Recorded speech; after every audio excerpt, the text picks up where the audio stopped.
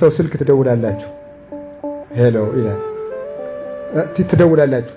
ስትደውሉ እያወራ ነው ይላችኋል። እያወራ ነው ይላችኋል። ከዛ መልሳችሁ ስትደውሉ ጥሪ አይቀበልም ይላል። ምን ይሰማችኋል? አዎ ሌላ ሰው ሲሆን ያወራል። እኔን ሰውን ግን ስለሚጠላኝ ጥሪ አይቀበልም አደረገ። ምናልባት ያንን ሰውዬ አውርቶ እንደጨረሰ ባትሪ ዘግቷል የሚለው ለምን አይመጣልንም? ጠማማነታችን ማለት ወይም ደግሞ ከዚያ ቀጥሎ ወይ ወድቆ ተሰብሮ ቢሆንስ ብንል ምን አለ? ሰው ግን ሁል ጊዜ ጠማማ ነው፣ ቅንም አይደለም። አንሰ እምግእዜ እብየ እስመ ኩሉ ሰብ ሐሳዊ ውእቱ፣ እኔ ግን ከፈቃዴ ያለው ሰው ሁሉ ሐሰተኛ ነው ይላል ቅዱስ ዳዊት።